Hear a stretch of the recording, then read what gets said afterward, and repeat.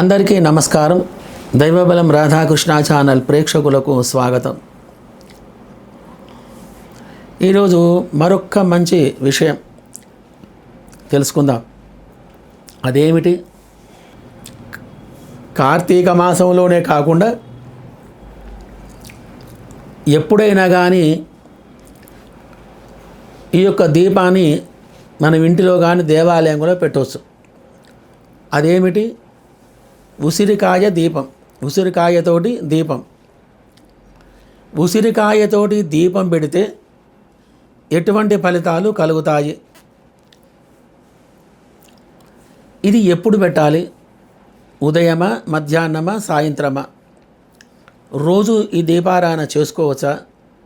లేకుంటే పర్వదినాలలో ఏదైనా ఉందా? లేదా కార్తీక మాసంలోనే ప్రత్యేకించి చేసుకోవాలా అనే విషయాలకి ఆమ్లం అంటారు దీన్ని.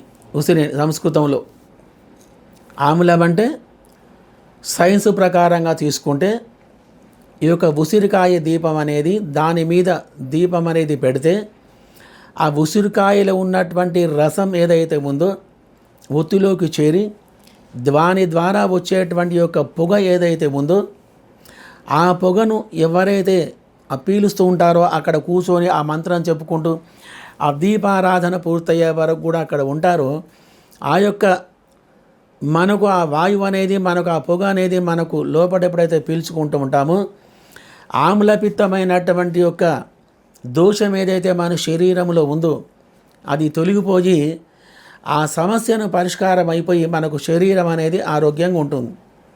ఇదొకటి ఆరోగ్యపరంగా చూసుకుంటే సైన్స్ పరంగా ఈ యొక్క గుణాలు కలిగి ఉంటుంది. అది మరొకటి, ఈ ఉసిరికాయ దీపం వలన మనకు కళ్ళకు మంచి దృష్టి అనేది కలుగుతుంది.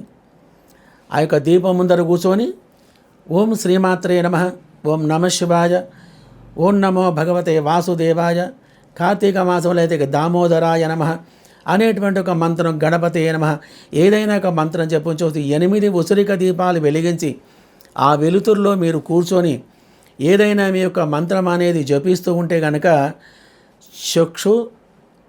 చక్షువులు అనేటివి మీకు దృఢంగా అవుతాయి. అంటే ఆ చక్షు దోషం అనేది తొలగిపోతుంది. ఆమ్లంతో కూడుకున్నటువంటి దోషాలు ఇవన్నీ. పులుపు పదార్థం ఎప్పుడైతే శరీరంలో ఉండదో ఆ యొక్క శరీరంలో లేకపోవడం వల్ల ఏమవుతుందంటే కంటికి ప్రభావం చూపిస్తుంటాయి. దానివల్ల పిత్తం అనేది ఎక్కువ ఉండదు. ఈ దోష నివారణ కలగడానికి ఉసిరికాయ రసం ఎప్పుడు కూడా తీసుకుంటూ ఉండాలి. మరి ఆ రసం తీసుకుంటే కొంతమందికి జలుబు అవుతుంది. రోజుకు ఒకసారో లేకుంటే 2 రోజులకు ఒకసారి ఉసిరికాయ రసం అనేది ఒంటి లోపలికి పోవాలి. పోతేనే శరీరంలో ఉన్నటువంటి ఆమ్లపిత్తాలన్నిటివి కూడా అవి చర్చించబడి ఈ యొక్క మనకు ఆరోగ్య స్థితిని తీసుకొస్తాయి. దానివల్లనే ఈ ఉసిరి దీపం వల్ల కూడా ఆ వెలుతురులో ఆ పొగ ఎప్పుడైతే మనకు కళ్ళ ద్వారా మేధస్సుకు వెళుతుందో చక్షువు లోపల, కళ్ళ లోపల ఉన్నటువంటి యొక్క నరాలన్నీ కూడా ఉత్తేజమైపోయి మనకు చక్కగా చూపు అనేది మనకు వస్తుంది. దృష్టి అనేది మనకు ఎక్కువగా కలిగి ఉంటుంది. ఈ విధంగా ఒక రకం. మరియు భక్తిపరంగా మనం చూసుకుంటే కనుక ఈ దీపాలు మనం పెట్టినందువల్ల దైవ దర్శనం అనేది మనకు తొందరగా కలుగుతుంది. మరి విశేషంగా కార్తీక పౌర్ణమి రోజు ఈ యొక్క దీపాలను అనేది మనం పెట్టుకోవాలి. కార్తీక పౌర్ణమి రోజు చక్కగా స్నానం చేసి ఈ దీపాలను ఉదయం సాయంత్రం వెలిగించవచ్చు. దానివల్ల మనకు పరమేశ్వరుని యొక్క అనుగ్రహం అనేది మనకు లభిస్తుంది. దృష్టి మంచిగా ఉంటుంది, ఆరోగ్యం బాగా ఉంటుంది, శరీరం తేజస్సుతో ఉంటుంది. దీపారాధన చేసిన తర్వాత కొన్ని దీపాలు వెలిగించి 5 దీపాలు ఒక బ్రాహ్మణునికి మనం దానం అనేది ఇవ్వాలి. ఈ 5 దీపాలు మన ఏంటివి అంటే పంచభూతాలు. మన లోపల ఉన్నట్టు ఉన్నాయి మనకి పంచభూతాలు. ఈ పంచభూతాలను మనకి ఈ యొక్క ఉసిరికాయల దానం ఇవ్వటం వల్ల పంచభూతాలు మనకు అన్ని విధాల మనకు ఎటువంటి సిద్ధులు కావాలో, ఎటువంటి కోరికలు కావాలో అవన్నీ కూడా మనకు లభింపజేస్తాయి. మరి కాబట్టి ఉసిరికాయ యొక్క దానం వలన కానీ, దీపం వలన కానీ ఇటువంటి యొక్క మహా ఫలితాలు అనేటివి మనకు కలిగి ఉన్నాయి. ఇంకే కొన్ని ఉన్నాయి చాలా.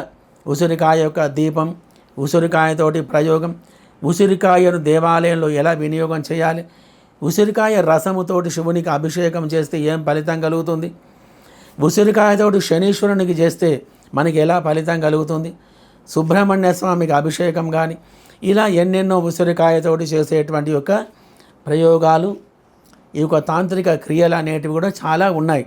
అవన్నీ కూడా మనం వచ్చేటువంటి వీడియోలో మనం చెప్పుకుందాం. మరి ఇప్పుడు మనం ఇవన్నీ కూడా తెలుసుకున్నాం కదా.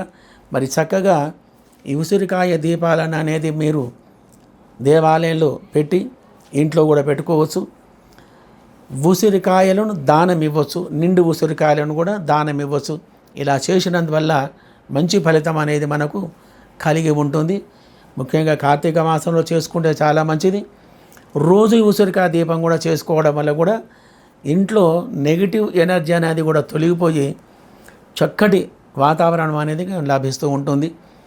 మరి చూశారు కదా, అవసరం ఉన్నవాళ్ళు, అవకాశం ఉన్నవాళ్ళు ఈ పరిష్కారం చేసుకోండి. ఫలితాలను మీరు అనుభవించండి, శుభ ఫలితాలను అనుభవించండి, పరమేశ్వరుని యొక్క అనుగ్రహాన్ని మీరు పొందండి. సర్వే జనాః సుఖినో భవంతు.